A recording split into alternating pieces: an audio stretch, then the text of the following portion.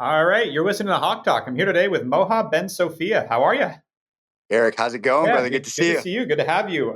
So to kick it off, I just assumed, you're the day you're born, you're in the delivery room, and you just start running businesses. You have a fascination with rubber bands. Like that's just how this all kicked off, right? That's pretty much exactly the Genesis story. Entrepreneur from day one. So yeah, let's take it back. Where were you born originally? I was born in Wetteren, Belgium, actually, to Libyan refugees. So I have a family that is mixed Jewish Libyans and Arab Libyans. And the Jewish part of the family got expelled to Rome. Then, when Gaddafi was in town doing a lot of his good work, he started nationalizing a lot of businesses. That's when my father was fortunate enough to be really good friends of the Costa Rican consul in Oh, Rome. So he's like, "Hey, man, if you guys got $10,000 that you can invest, you can become Costa Ricans." And my dad's like, "All right," awesome. So how old were you? and that's how I'm Costa Yeah, and how Rican. old were you then when you ended up in Costa Rica? I got here when I was 10 months Oh, old. okay. So Costa Rica is really all I've Yeah, ever known. awesome. And Yeah. so, yeah, I'm curious. So, 10 months old, as you said, it's all you've really known. So, as a kid, I'm guessing because that's young enough, you never had any like, well, you're not really from here, or anything. Like, you were Costa Rican when you went to school, right? I never really struggled with that, except for the fact that your parents kind of speak with an accent, like kind of like first Yeah. generation people. Like a lot of times, like the parents like don't. But no, I mean for us, it was fairly smooth. Obviously, you never really fit in because you're never really Libyan. You're never really anything. Like so, it's like I'm more Costa Rican than anything else. I identify with it the Yeah. most. But no, I would say we didn't really have those pains of having to figure things out because I was so young that Spanish is my mother Yeah. tongue, and it's And pretty did your smooth. parents speak Spanish at home or did they speak, is it Arabic? Or, No, no. So yeah. So I mean, they spoke some Arabic. My mom is actually okay. Georgian, so my second last name is Gurji. So they had migrated to Libya from Georgia a very long time ago. Her family, but yeah, we would speak that at home, and we would speak Spanish outside, and eventually everybody just kind of had to pick it up because we really didn't have any friends. Like my parents, kind of like we've always been very fortunate that we've always kind of like been adopted into families wherever we've because we're like wanderers around the world. Like I've got Swedish Uh-huh. family. My dad had Belgian family, and when they got to Costa Rica, my mom actually had Costa Rican family, and she had like a Costa Rican mother, just like I have a Yeah. Swedish mother. And it's kind of like life has kind of like made us have to adapt and kind of build our own families that are not blood Yeah. families. But yeah, it was pretty smooth. Like I feel more at home here than anywhere Awesome. else. And so, when your parents relocated, was your dad or mom, were they entrepreneurs? Like, what was their background before, guess escaping to Costa Rica? Yeah. Yeah. So actually, my mother actually comes from a wealthy Mhm. family in Libya, and my dad comes from a very poor family. And my mother comes from a wealthy family that's kind of like squandered their whole like wealth and like their land and just like fighting and bickering and stuff. And my dad comes from a very poor family where he had to really work and build his own little empire. And then Gaddafi took it all Yeah. away, and that's kind of like so he had to kind of like rebuild afterwards, which is a common story, but yeah. So definitely, my dad is an Yeah. entrepreneur.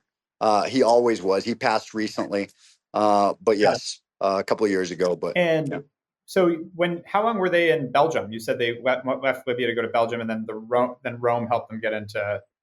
So not for long. Belgium was like in passing, and I was born randomly in a place called Wetteren, and even oddly enough, like I've had my birth certificate saying I was born in Wetteren, and I'm like I need to kind of like fix my documents because it says that I was born in Tripoli, Libya, Oh, which hopefully doesn't get me in any trouble. But a lot of times when you've got like refugees and stuff, like you've got like you know the wrong stuff, like forged papers and all sorts of stuff, but we were never in Belgium. It's just that my dad was very close to some people from that town, and I happen to have two uncles named yeah, Luke, randomly, a very common name in Belgium, and an aunt named yeah, Beatrice. So it's just one of those things that happened. But we were never really living got it, in got it. Belgium. And so, as a kid, like you moved there, don't have much of anything. What did your parents jump into? Like, how did they build a life in Costa Rica? What was that like?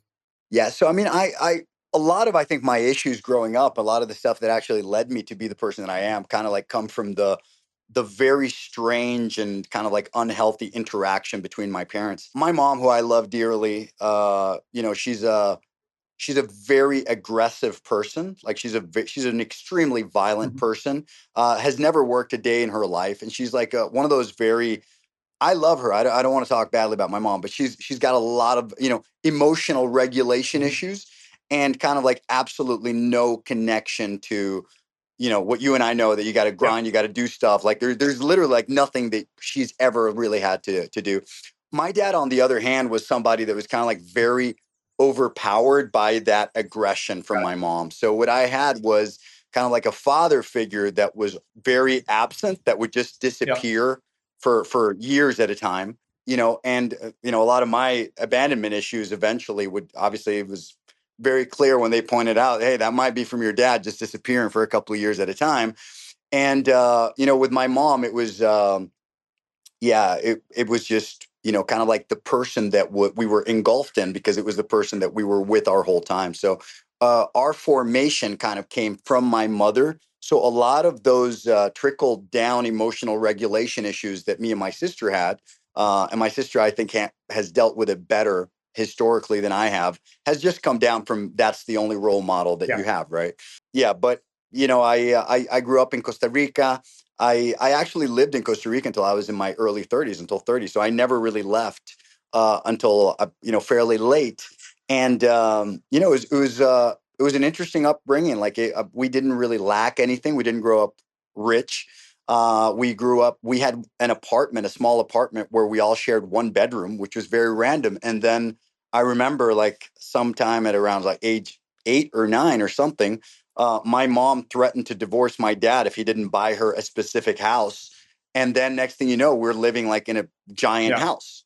Like it's like you go from, like, it was like literally like you're living like almost like in a Yeah. mansion.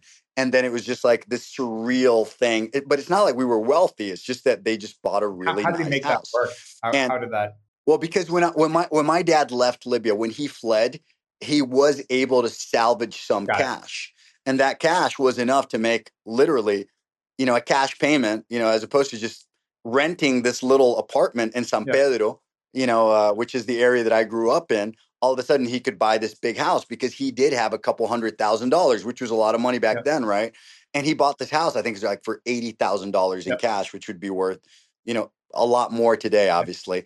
But so it was kind of like, I think my perception on how money works and a lot of these things, like, they were messed up from the beginning, just seeing these really weird dynamics. And it's like, as a little kid, like, how do I go from sharing a bed with everybody to having this eight Yeah. bedroom house, right? So it's like, and that's kind of like, all these things really explain how I ended up being the person that I am, and Yep. having the perspective that I have on money and business and life and So on relationships. that note, what were you interested in as a kid? Like, you grew up that way, but like, what were your hobbies? What, like, when you're 7, 8 years old, what did you want to be when you grew up?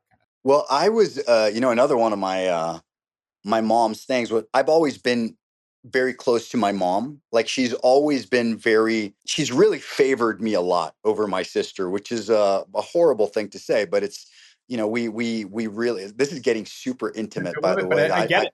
A lot of it congrats, resonates. congrats on congrats on taking me here. This is incredible, brother. But basically, so like I was always like really favored. So I was very much a mama's boy, to the point where it was like I never really had that closeness with my father, whereas my sister did. And my sister, who I love, she's like my hero. She's like one of my closest people in the world, and I look up to her so much. But I kind of like grew up with my older sister and with my mom, who kind of like turned me into kind of like a bully and gave me a little bit of those bad habits that she had as a little kid. But the problem with me is that I got moved in class twice. I was pretty sharp, and I got moved up twice. So I was basically like the girly boy, because I was I would just say you so were much like two smaller years. than. I was 1 year ahead, and so I was already a head shorter than everybody in school. Yeah. There you go. Yeah, exactly. That a year is Yeah. a big Huge. difference. The difference between a 13-year-old and a 12-year-old is huge. Now, the difference between a 13-year-old and an Yep. 11-year-old is Yep. criminal. Like, literally, it was, so for me, I became like this wimpy kid, but it wasn't that I was wimpy. It's just that everybody was going through Yeah. puberty, and I'm literally a Yeah. child, and I'm there, and I'm expected to get in a Yeah. fight. Like, you understand? It was just like, So it kind of toughened me up, but you could say I was like a late bloomer just because I was dragged in at a kind of like at the wrong Yep. chapter, right? And so bottom line, what happened was I went to this Costa Rican school, and all of a sudden, when we transitioned to this big house, we transitioned to like a really nice high school. And I remember in fifth grade, I didn't speak a word of English. I only spoke Spanish. And then I got thrown into this school called ICS, which is the International Christian School, which is a fantastic school, by the way.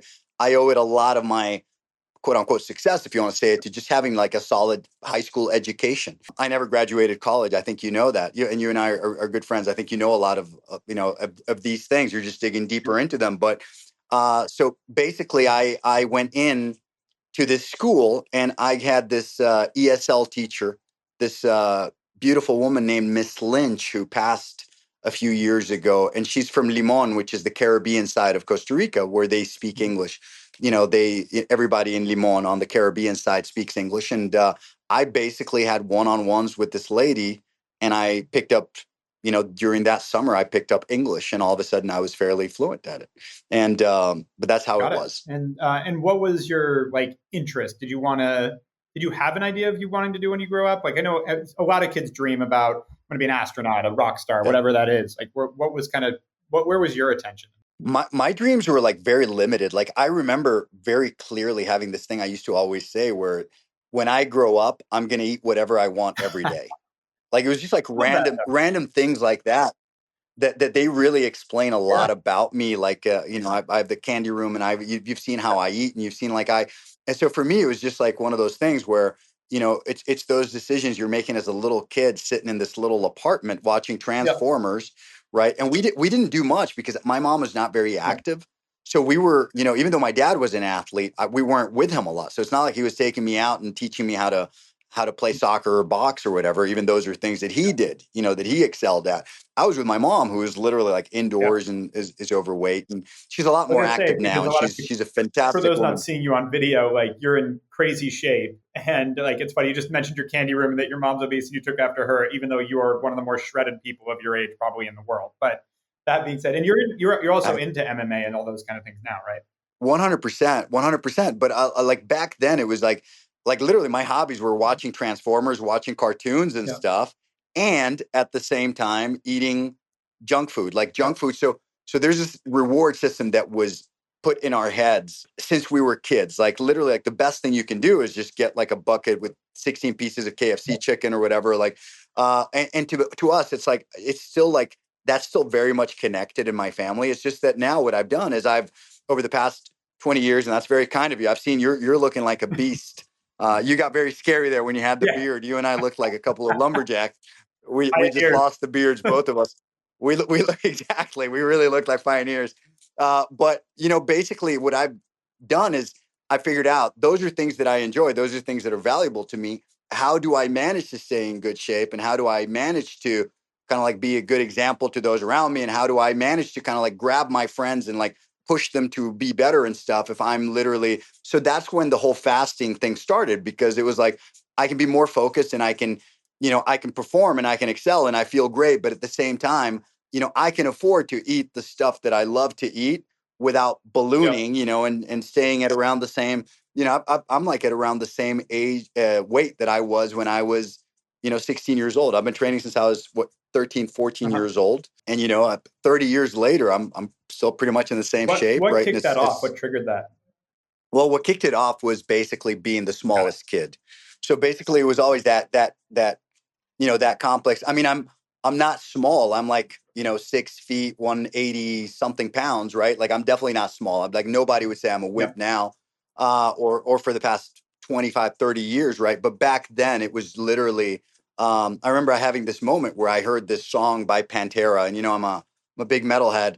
And it was this song called "A New Level," and it just became like my ritual. And I'll still listen to it right now every once in a while when I need it. And it's just like, you know, and it's literally about just, you know, new life in place of old life. It's like about making that decision to be Yep. strong, or making that decision to not be poor, or making that decision to be happy, or making that decision to be a good father. Like you can apply it to absolutely anything. And now I know, because of my work and because of what I've been working with and surrounded by over the past few years, that that's something called self-efficacy. You can just literally make a Yep. choice to have a different life, and that just literally made me into a very kind of like strong and brave person, because I had to teach myself that. I had to kind of get out of what I was brought up as and just decide that that's not who I wanted to be.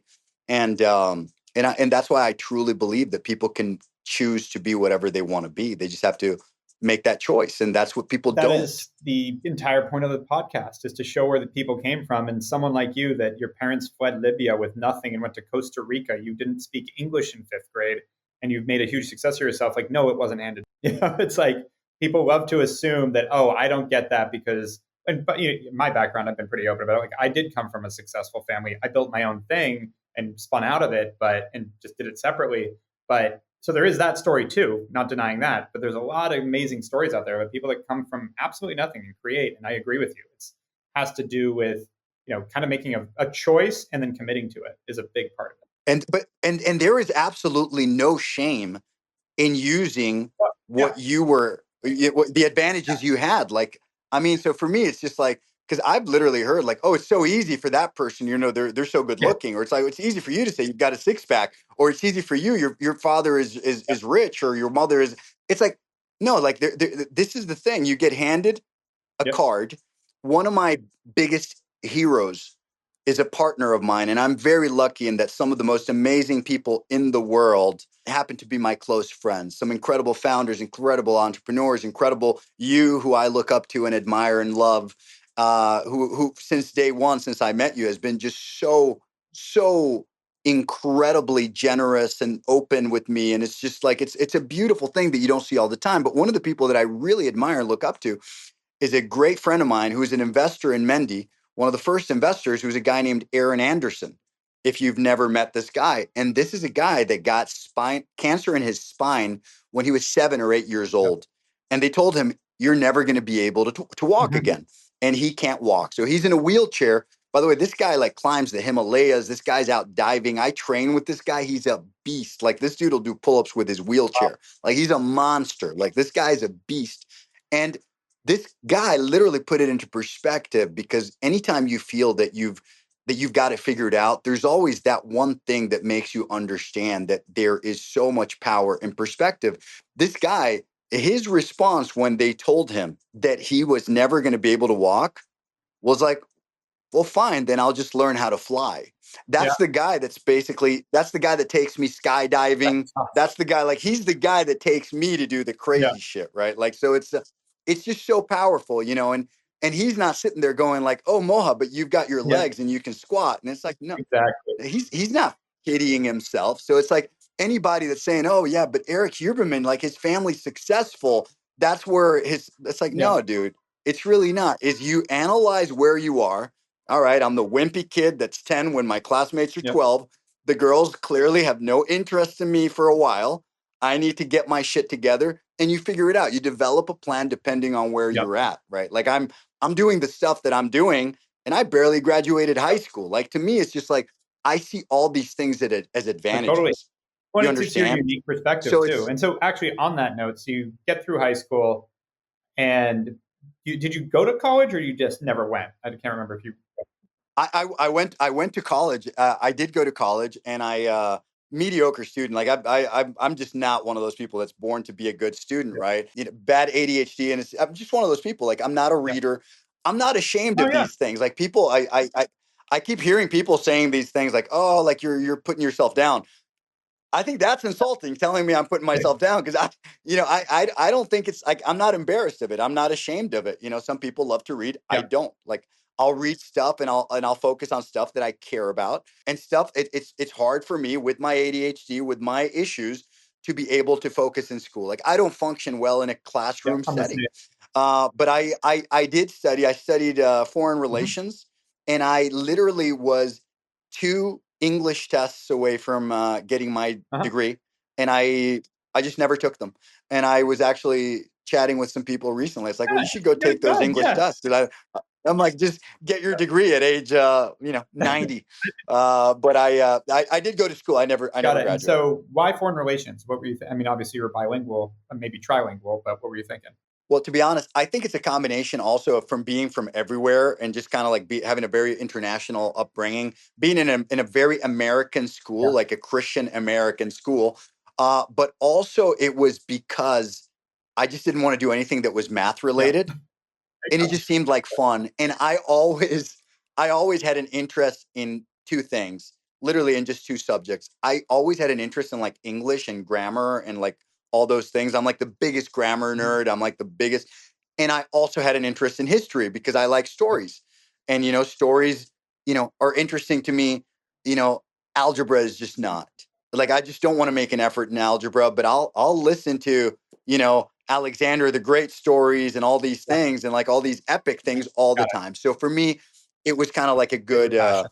yeah, it was like a good, Yeah, yeah. it makes sense. And so, what made you drop out?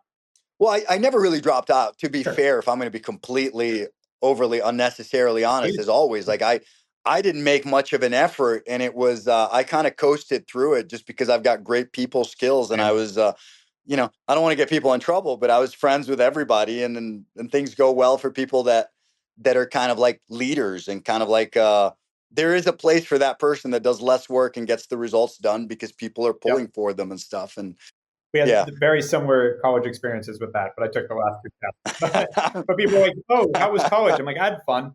Like that's the way to put it. It Yeah. was fun. It was definitely fun. It was definitely fun, Yeah. brother. Yeah. And so what?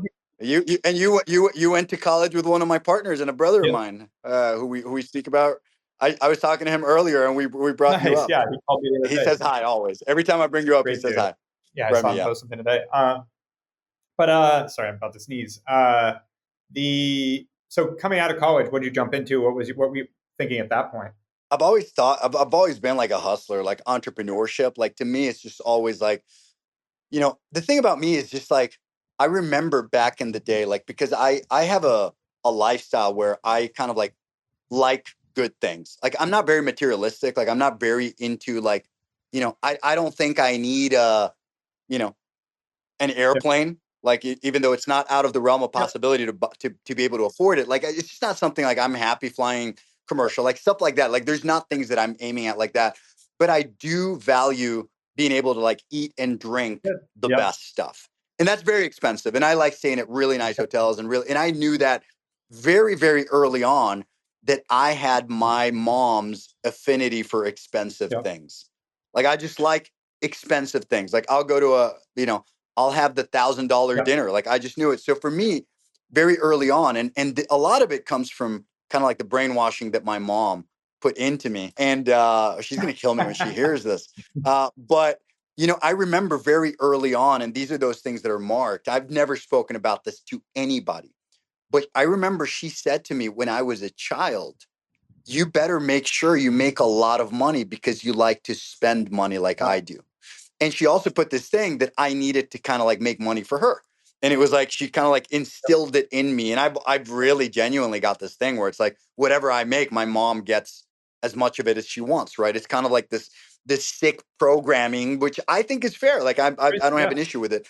But I knew that I was good at making money, that I'm not good at saving. That's not the thing. I don't make the wisest decisions with money, but that I needed to figure out a way that I could live the life that I wanted around the people that I Yep. would, who a lot of the people around me are wildly Yep. successful, including you and a lot of people around me. So it's like for me, it just became like a fun thing to figure out how to be able to live a life Yep. forever. And now I'm at that stage where I want to have kids and I want to have a wife and give them that life. And it's in the realm of possibility of saying like, yeah, I want to do these incredible things and these incredible trips while I'm working with my family. Like that's like the missing link to me is just like kind of like you do it, with your family, which I love seeing, and kind of like that's kind of like what I It crave doing. definitely adds a cost. Have you done Japan yet?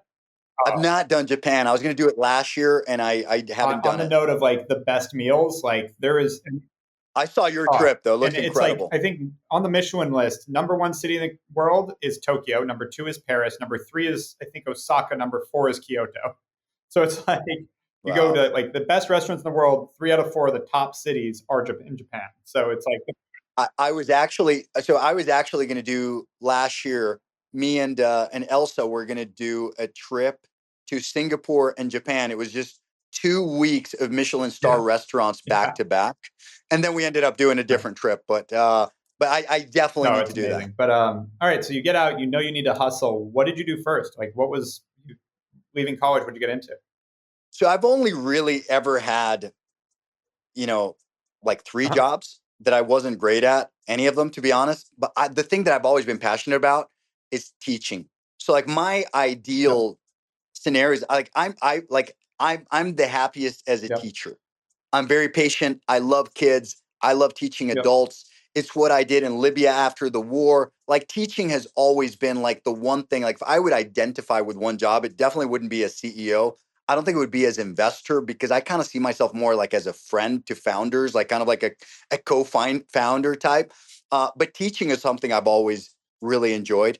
I bartended briefly. I've taught and uh, and I've sold things and I was great at selling things. Like one thing that I realized very quickly is that I could sell stuff and make a lot of money. And one of my first jobs, I think when I was 16 years old, is I started selling these. I don't know if you remember back in the day, this was like in the 90s, late 90s. You would sell these things where you'd pay for 24 months. Like there was like a nice a hotel that would open. I remember here it was the Barceló Playa Tambor Hotel. And it was like a really expensive hotel and the average person like dreamt of going to this hotel. So you'd sell them this thing where they would pay in 24 installments, which was like back then it was like a novel thing. And I remember I was so good at that I figured out that there was a way to plug me in to any project, no matter what it Yep. was, so I could make money. But yeah, it's always been like around the sales entrepreneurship kind of side. I don't really consider myself a full on entrepreneur. I'm not like you where you've actually set up your own thing. For me, I'm always the guy that's not, I like to say, like, not smart enough to start something or to run it really, but that I can basically figure out how to get it out there to more Yep. people and make it more valuable. So that's kind of like, I'm like the step that comes after the So in that entrepreneur. sense, your big first win was rubber bands, right? I did no, well. You could say it was selling these packages. Then it was the rubber bands, yes. And I've had a few other like fun projects that I've done that have been turned into exits that have turned So into how does money. it align with what you said? So You like, let's take that. The rubber band thing was a turnaround, right? Like it was, they weren't one you jumped in. yeah. So as you said, you didn't start the business, but you stepped in. What did you step in as? Were you CEO when you came in, or what was your role? Well, I don't think it was their CEO role, but it was like admin, like general Got it. manager, whatever it was. Like, but it was basically just so that I think that's when I started to see like kind of like that I do possess some common sense and some and I'm braver than most people. Like I remember for the rubber band thing to something that we don't really that I don't talk about is like for the rubber band thing to really go well, I had to go speak to legislators here, like to the La Asamblea Legislativa. I don't know how you would call that, like our Congress in Costa Rica, and I actually created a tax against the import of rubber bands. So basically what I did is I figured out very quickly that if you've got some nice people skills and you can say some smart stuff, you could create pretty much a Yeah. monopoly. So that's basically how that project worked out because there was really nothing proprietary or anything good that we were making. We weren't even that great. You could import better Yeah. rubber bands. And this was for the pineapple and the banana and the flower and the fern industry, right? Very Costa Rican, agricultural. Like we live off of tourism and we live off of like bananas and all Yeah. these things. And basically, what I did is I made the argument that we've got all these Costa Ricans and these Costa Ricans have their families and they have their kids and they have all this. And basically, when you are allowing China to export directly with absolutely no Yeah. barrier, and they're feeding people a bowl of rice a Yeah. day and making them live like you can't really compare with us trying to build good lives for these Yeah. families. And that's kind of like where the narrative and that turnaround happened for this company because it's very hard to say like, oh no, we're not going to tax Yeah. them. We'll just let them doing that and we'll put these lovely Costa Rican families out of Yeah. business, and so that's basically how I did it. It was just like a combination of common sense. And one thing that I love is to approach different problems, different companies, and just come in and see like, okay, let's figure this one out. Like, to me, that really drives me and that really excites me. And that's why I get involved with all these other projects, some of them that I need to talk to you about. A couple of them that I'm involved with, that Remy's doing with me, that he's invested in with me. And, where it's just like, wow, we've got this super unique problem. How do we tackle this one? And then you get those perspectives from your friends. It's like, oh, what if you guys do this? Yeah. What is that? Sorry about that. I have no idea. It's not an animal. I thought it was like a monkey or something, but it sounds like an Yeah, alarm or it's all something. good. It's quiet, but I can hear it. So, all right. So you start to realize you have this stack. And by the way, the bravery thing's interesting because you were 25 when you did the rubber band thing, right? It was younger than that. It was younger than that. It was I think it was like probably it did the exit like at around 24 or So something like before that. that, Yeah. like, so let's say 22 or whatever it was, 23, you had the, whack for better words, cojones to go into the Congress and pitch the idea of changing taxes in your country. Like, I see most people that they stop at even that idea. They shut themselves down. They're like, I'm not going to go to Congress. And it's like, well, no, once you do it, you realize it's just like anything else and they're just other people and it's really not that big a deal.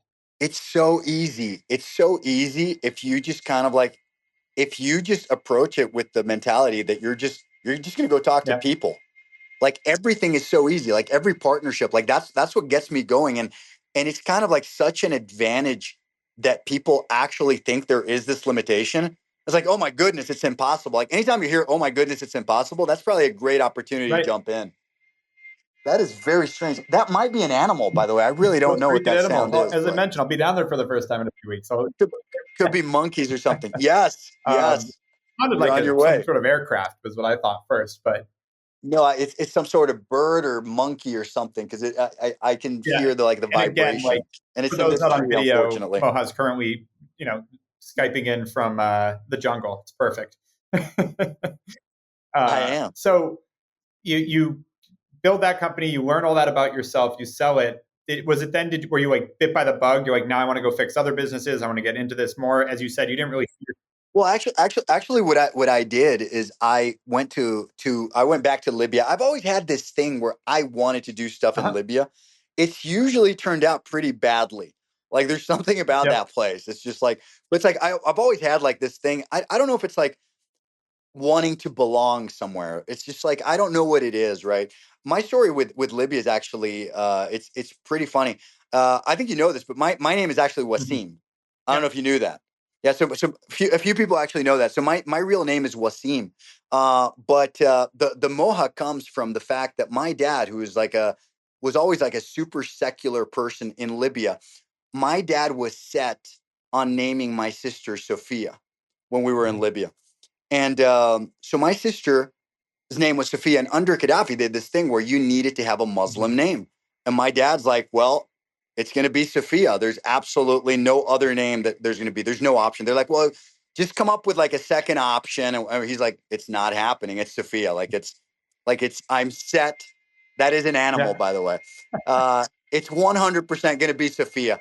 So basically, my dad got himself in trouble, and they're like, there's no way, we're not going to accept it. We're not going to register her. You're going to have a nameless daughter. And my dad's like, okay, perfect. You want a Muslim Arab name? I'm going to name her Gaduma. And Gaduma, just so you know, means hammer. Uh-huh. So he's like, all right, now you've got a choice. It's either Sophia, which is the name that I want, or Hammer. I gave you a Muslim Arab choice Yeah. right now. They're like, well, you can't name her Gaduma. And he's like, well, why can't I name her Gaduma? Long story short, it became a problem, and he eventually named her Yeah. Sophia. They let him name her Sophia, but they had kind of like an asterisk next to his name. So when I was born, he named me Wasim, and they mandated that I would have the name Mohammed next to the name Got it. Wasim. And that's why I turned into Moha, because it was never Yeah. my name. But since I never went with the name Wasim, it just turned into Moha. Like, and that's where the whole genesis of the name happened. But when I went to Libya, I looked at investing in some land, and I ended up buying some properties Uh-huh. in Libya, uh, where I believe I am actually registered as Yeah. Wasim. And I ended up meeting who would become one of my dearest friends and family to me, a Swedish ex girlfriend of mine at the time. Her name is Sophia. and she was there doing an interview for the Wall Street Journal. She was there to interview Gaddafi. And but it was always kind of like me and her kind of became this team where we were just thinking about how to do the next big thing and how to do all these things. And we ended up setting up a company, a startup in Costa Rica, and which was basically a healthy fast food company Right. because we share a love of pizza and fried chicken. And she's in incredible shape, by the way. She's the fittest and best looking 40 plus human you'll ever meet. But all of a sudden, we just started to kind of like go down that entrepreneurship Yeah. path in Costa Rica. What that led to was me needing to raise capital, which I wasn't very familiar with. I was good at selling stuff. I didn't know how to raise Uh-huh. capital, which has now kind of like become like at the core of what I do. But what we ended up doing was we're like, well, you've got all those contacts in Libya. There's a lot of people that you met from that time when you were in Libya and you bought that land, made all these connections. How about you raise money for this venture in Libya?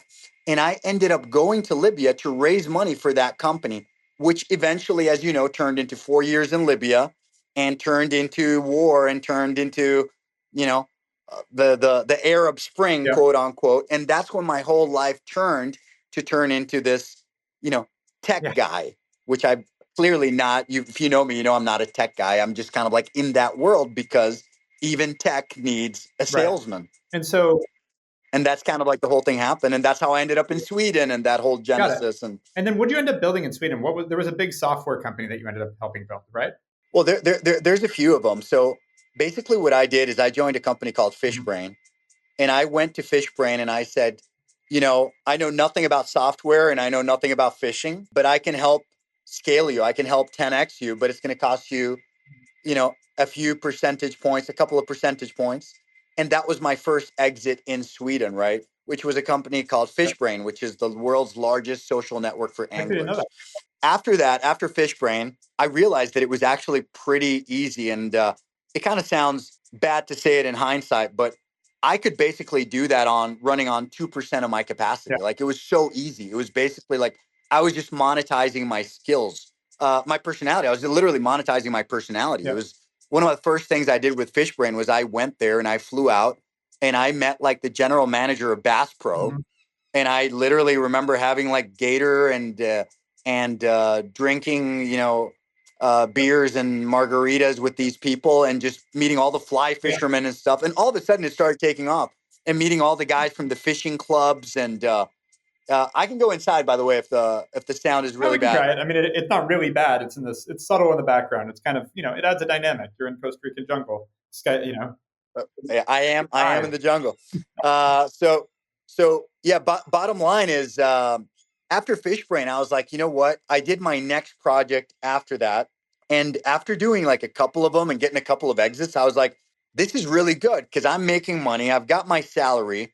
I had, one of the biggest founders in the history of Europe is one of my closest friends, and he had gotten me obsessed with this process of acquiring equity, basically, where he taught me like, you know, you, as long as you're getting a salary, you're a slave to that salary. It doesn't really matter what the salary is. It can be $5,000, it can be $50,000 a month. You still are a slave to the company paying you the salary. And I was like, well, how do you stop being a slave to that? Yeah, those are Yeah. birds. Definitely. Now they're all over the place, and they're like, I don't know if they're mating or something just to make this difficult. But bottom line is, so what I did was I was like, okay, perfect. So the way that you are not a slave to that is to own the company paying the salary. So I managed to get into Fishbrain, get my 2% there. And after that, I was like, well, if I can make that much money by working at a company and scaling it, which is super easy, and it's done in an analog way, basically having dinners and lunches and coffees with people and hanging out on a boat, just talking to great people, basically, why can't I do that for many companies at Yeah. once? And that's basically how I took that next step. And that's why now I'm so involved with all these companies with so many great Yeah. people, because it was basically like I knew they didn't require me to be operational and to do, a full-time Yeah. gig. Even though Mendi is my Yeah. job, right? Even though I don't collect a salary, I'm just the biggest owner and I'm like the chief Yeah. evangelist, right? Should we just try to find this bird and get it on Bring it camera? in. Is I'm curious anybody about that watching bird this? story. Should we just I'm like, I think it's, yeah, I can see these birds. Like they're, Cool sound. yeah. Yep. Anyhow, it's a cool Yep. sound. Yeah, it's definitely, yeah. Definitely birds. But yeah, so basically it just turned into this thing where I would just get involved in things where I wanted to be associated with a brand and with the team. Like if I love the founders, if I think they're awesome, I'll do business Yep. with them. And eventually it just opened up a lot of Yep. opportunities, and it got me on a lot of cap tables with a lot of smarter people, and I built a career out of it, out of just being the Costa Rican guy in Yeah, Sweden. which is perfect. And so you've basically built a very lucrative career after being able to be you yourself and be the evangelist of things you love, and that's it, right? Like there's not really like a secret sauce to that other than you're good at it and you found a way to make that work for other people, and here you are.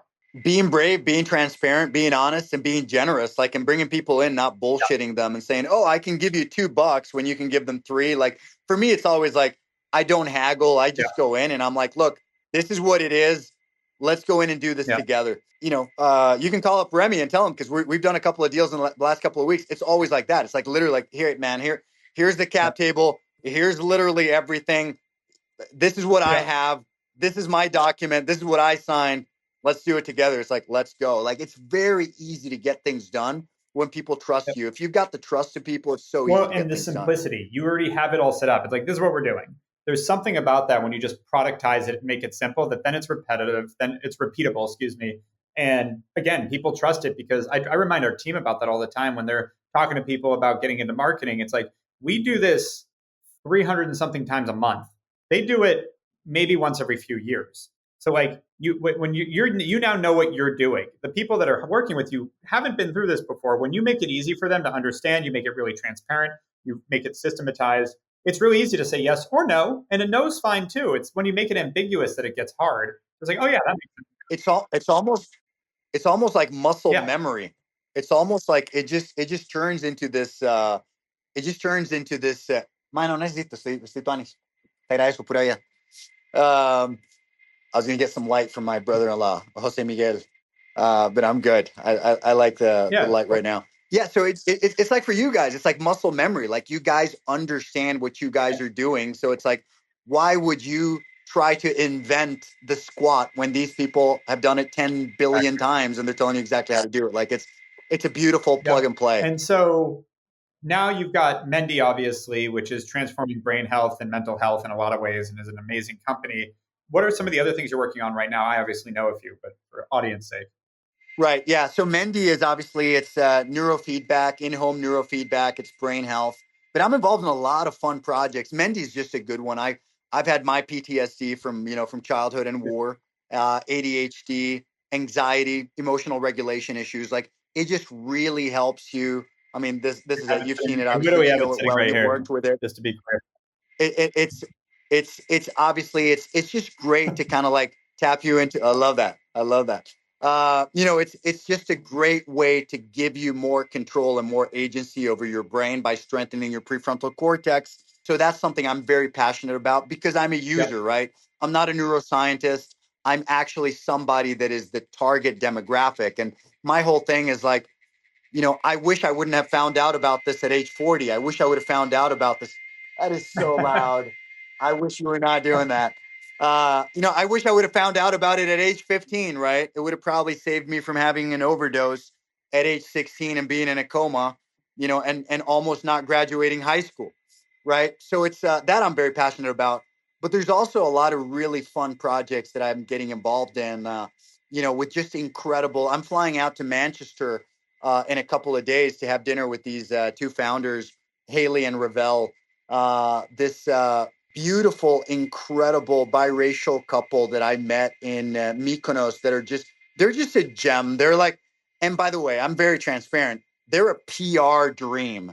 Like literally, like they are like a Yeah. PR dream when you see them. But at the same time, when you see them, like they're such kind people, they're such good people. They're building these affordable toys, and they're doing like 7 million pounds in Nice. sales. Like it's an incredible business. They're incredible people. It's a no-brainer for me to jump on board on that Yeah. kind of thing. And there's a few other projects. There's a lot of exciting stuff. Obviously, the alcohol Yeah. uh, angle with the shakers and stuff, the corajillo, that stuff. We got some, obviously, as you know, some big players that are involved with that, and it's just fun and it's great, and it's the reason why I'm so in love with Mexico these days, and I go there a lot, and I'm going to Mexico on the way back from this trip.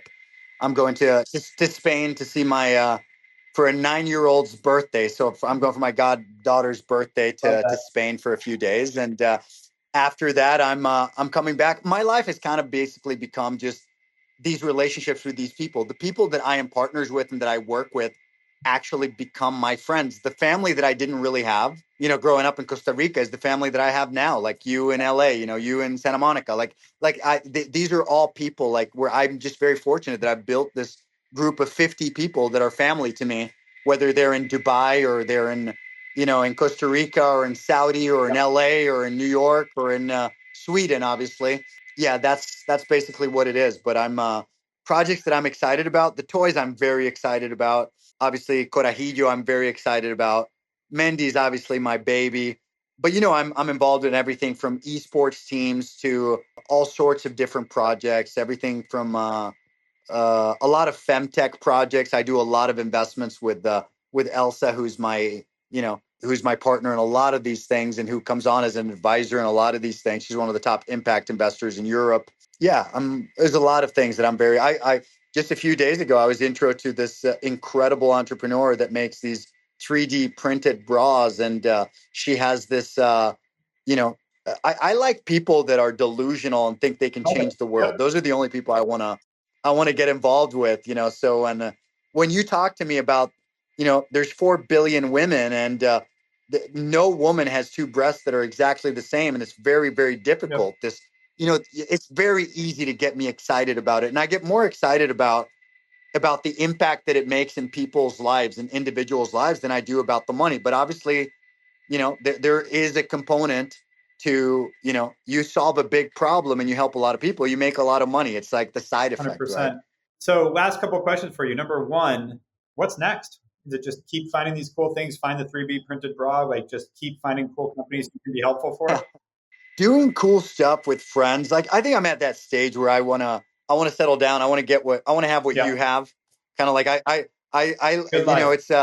it's a great life when all your friends, like all my friends, the people that are my brothers and sisters, the people I look up to, they're all having babies and they've all got these families and stuff. Like, I'm past that stage where all my friends are out drinking and like going crazy. You'll do that every once in a while, but like, it's like people like even you, like you don't even drink and stuff. Like I kind of like, I'm in that stage where I want to get healthier and stronger and I want to build a family. Like, so for me, that's what's next. But I don't want to sacrifice this incredible journey that I'm on business wise for that. So it's not like I'm going to settle down. I'm going to retire at age 44.